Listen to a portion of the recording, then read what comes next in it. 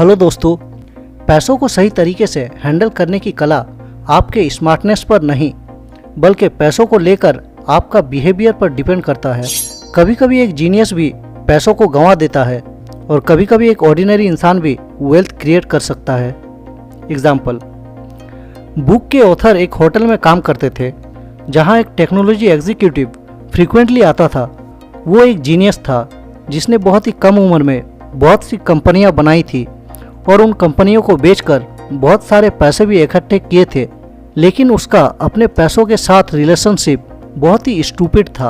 वो हर समय अपने साथ नोटों की गड्डी लेकर घूमता था, अपने अमीर होने का शो ऑफ करता रहता था।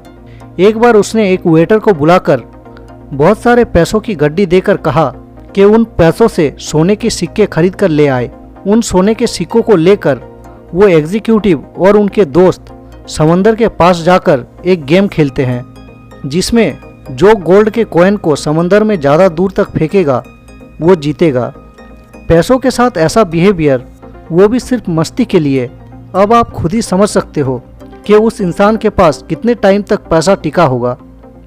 ऑथर बताते हैं कि कुछ सालों बाद उन्हें पता चला कि वो एग्जीक्यूटिव बैंकक्रप्ट हो चुका है। इस कहानी के साथ ऑथर एक और इंसान की कहानी बताते हैं जिसका नाम था रोनाल्ड जेम्स। वो अमेरिका के एक गांव में रहने वाला साधारण सा आदमी था जो वॉचमैन की जॉब करता था। बट 92 ईयर के एज में जब उसकी मौत हुई तब देश विदेश की न्यूज़पेपर में उनका नाम आया था, क्योंकि उस वक्त रोनाल्ड जेम्स की नेटवर्थ 8 मिलियन यानी कि 58 करोड़ रुपए थी, जिसमें से उन्होंने 15 करोड़ अपने बच्चों को और 43 करोड़ चैरिटी में दान करने का फैसला किया था। अब एक वॉचमैन के पास इतने सारे पैसे कहाँ से आए? जब इसका पता लगाया गया तो पता चला कि उसकी कोई लॉटरी नहीं लगी थी, बल्कि वो अपने कमाए हुए पैसों को जितना हो सके सेव करता था और उन पैसों से ब्लू चिप कंपनियों की स्टॉक खरीदता था। और ऐसा रोनाल्ड जेम्स ने कई दशकों तक की, जिसकी वजह से उनके इन्वेस्टमेंट में कंपाउंडिंग का पावर काम करता रहा और उनके छोटे छोटे इन्वेस्टमेंट को इतना बड़ा नेटवर्थ में बदल दिया। कंपाउंडिंग की पावर को समझने के लिए आप इस वीडियो को देख सकते हो, लिंक डिस्क्रिप्शन और आई बटन में मिल जाएगी।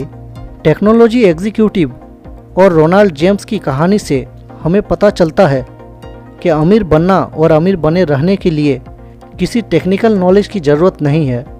आप पैसों के साथ कैसा बिहेव करते हो ये ज़्यादा इम्पोर्टेंट है। No one's crazy. आपको ये जानकर हैरानी होगी कि ज़्यादातर लॉटरी टिकट कौन खरीदता है? ना तो अमीर लोग और ना ही मिडिल क्लास, बल्कि सबसे ज़्यादा लॉटरी खरीदने वाले गरीब लोग होते हैं, जो इतने गरीब है कि इमरजेंसी में 30 से 35 हज़ार अरेंज करना भी उनके लिए मुश्किल होता है। ऐसे गरीब लोग सालाना 30 से 35 हज़ार का लॉटरी टिकट खरीद लेते हैं। ऑथर ने एग्जाम्पल देते हुए कहा कि अमेरिका के गरीब लोग अपने कमाई का एक मोटा हिस्सा लॉटरी टिकट खरीदने में खर्च कर देता है। बट वो ऐसा क्यों करते हैं? जो पैसा उनके इमरजेंसी टाइम में उनके काम आ सकता है, उससे वो लोग लॉटरी टिकट क्यों खरीदते हैं? क्या ये फाइनेंशियल डिसीजन आपको सही लगता है?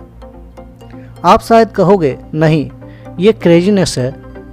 बट जो आपको और हमको क्रेजी लगता है वो गरीब आदमी के लिए रीजनल और वाइज डिसीजन है। But how?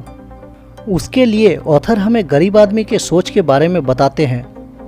जो गरीब लोग लॉटरी खरीदते हैं वो कहते हैं कि हम लोग जो कमाते हैं उससे ज़्यादा खर्च हो जाता है, सेविंग कहाँ से करें? बहुत बड़ी सैलरी, बड़ा घर, बड़ी गाड़ी, वेकेशन, ये सब हमसे बहुत दूर है। हमारे बच्चों को बड़े कॉलेज में पढ़ाना, ये सब हमारे लिए सपना है। इन सपनों को अमीर और मिडिल क्लास लोग जीते हैं। बट एक गरीब का मानना है कि इन सपनों को पूरा करने का एकमात्र उपाय लॉटरी है। लॉटरी टिकट खरीदते हुए उन्हें लगता है कि वो अपने सपनों को पूरा करने के लिए पैसे दे रहे हैं। ऑथर बताते हैं, गरीब, मिडिल क्लास या रिच, हर कोई अपना money related decision excel sheet पर वर्किंग करके नहीं, बल्कि अपने इंडिविजुअल सर्कमस्टेंस और इमोशंस के बेस पर लेता है। पैसों के बारे में मेरा डिसीजन आपके लिए क्रेजी हो सकता है और आपका डिसीजन मुझे क्रेजी लग सकता है। आपकी फाइनेंशियल सक्सेस इस पर डिपेंड करती है कि आप अपने इमोशंस सर्कुमटेंस और कैलकुलेशन को साथ में रखते हुए पैसों के साथ कैसा बिहेव करते हो। Never enough. रजत गुप्ता, जिनका जन्म कोलकाता में हुआ था, जो एक अनाथ थे, ऐसे सर्कुमटेंस में रहने के बावजूद 40 साल के उम्र में रजत गुप्ता दुनिया के सबसे प्रेस्टिजियस कंसल्टिंग फर्म मैककिन्स के सीईओ बने। 2008 में उनकी नेटवर्थ $100 मिलियन थी।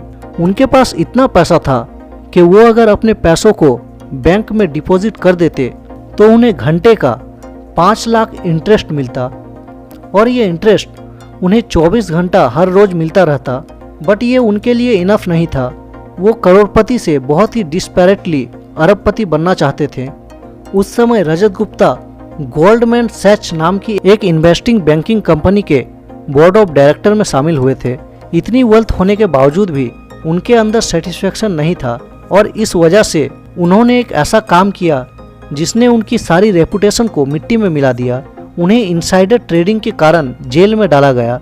इनसाइडर ट्रेडिंग का मतलब कुछ ऐसी कॉन्फिडेंशियल इंफॉर्मेशन जो उन्हें बोर्ड मीटिंग में मिलती थी, उसे उन्होंने अपने फाइनेंशियल गेन के लिए बेचा।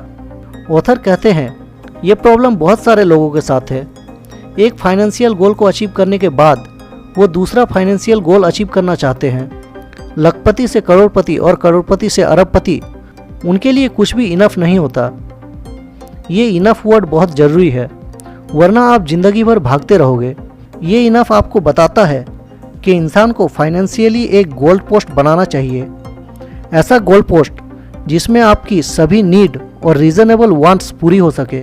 इसके बाद जो कुछ भी है वो सब आपका लालच है, जो आपका पीस ऑफ माइंड खराब कर सकता है। सोशल कंपैरिजन एक बहुत ही बड़ी प्रॉब्लम है। उसके पास BMW है, मेरे पास क्यों नहीं है? ये सोच को छोड़ना बहुत ज़रूरी है, और इसके लिए आपको आपका क्लियर इनफ पता होना चाहिए। Getting wealthy versus staying wealthy. Author कहते हैं कि अमीर बनना एक बार के लिए फिर भी आसान है, बट अमीर बने रहना इतना आसान नहीं है। शायद यही वजह है कि कुछ बिजनेस शुरू होने के कुछ साल बाद ही फेल हो जाते हैं। ऐसे बहुत सारे सेलिब्रिटीज़ की एग्जाम्पल मिल जाएगी जो एक बहुत अच्छी फाइनेंशियल स्टेटस अचीव करने के बाद भी बैंकरप्ट हो जाते हैं। बिजनेस, कैरियर और इन्वेस्टिंग सब में सक्सेस पाने के लिए सबसे ज़्यादा ज़रूरी है लॉन्ग टाइम तक सरवाइव करना। एग्जाम्पल, वॉरेन बफेट जैसे और भी बहुत सारे इन्वेस्टर हैं, बट जितना नेटवर्थ वॉरेन बफेट के पास है उतना किसी और के पास नहीं। ऐसा इसलिए क्योंकि वॉरेन बफेट बहुत लंबे समय तक इन्वेस्टिंग के दुनिया में टिके रहे। उन्होंने अपने 75 साल की इन्वेस्टिंग करियर में 14 रिसेशन देखे, फिर भी पैनिक होकर मार्केट को छोड़ा नहीं, बल्कि टिके रहे। उनकी जो सबसे बड़ी बिजनेस स्ट्रेटेजी रही वो उनका सर्वाइवल ही था। ये सारी बातें मैंने आपको मॉर्गन हाउसल की book the psychology of money से बताई। इस बुक में पैसों के बारे में और भी बहुत सारी अच्छी अच्छी बातें बताई गई है। अगर आप चाहो तो इस बुक को पूरा पढ़ सकते हो। अगर ये बातें आपको काम की लगी हो तो एक लाइक करें। ऐसे ही वीडियोस के लिए सब्सक्राइब करें मीर मंत्रा को। मिलते हैं नेक्स्ट वीडियो में किसी और टॉपिक के साथ। तब तक के लिए टेक केयर और फाइनली थैंक्स फॉर वॉचिंग।